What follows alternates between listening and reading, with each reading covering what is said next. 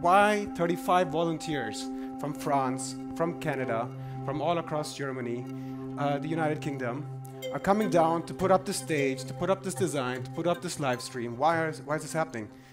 And if I pursue that thought a little further, I thought to myself, why are you guys here? Like, what are you guys doing here?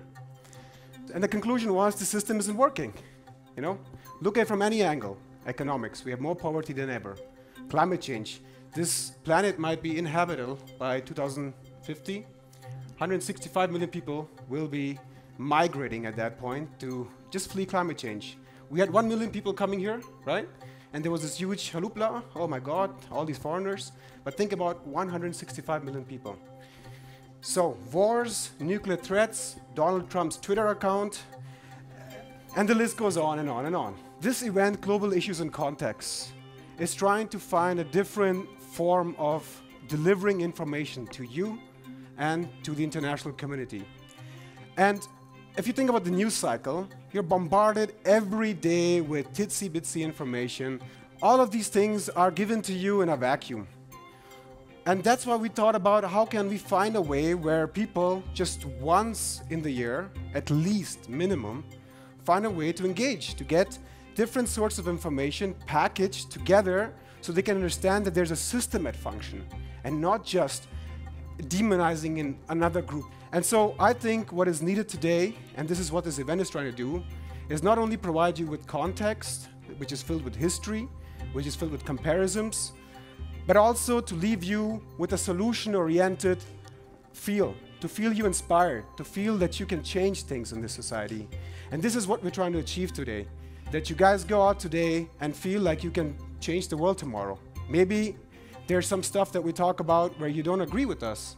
Maybe you can compare it with others. However you choose to do it, this is the primary goal.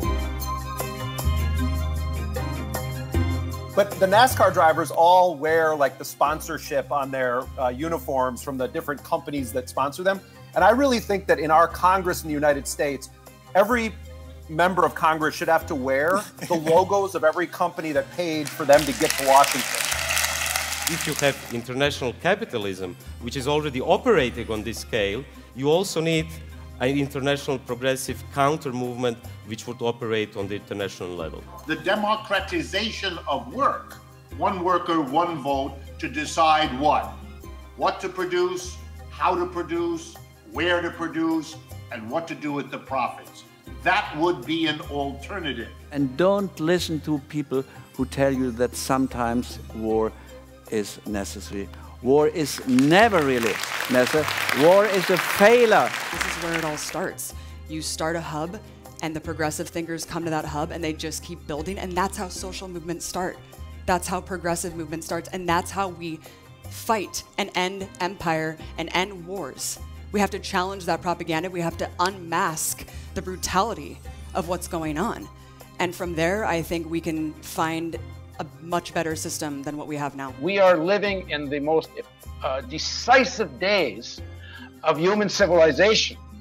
I don't think it's an exaggeration.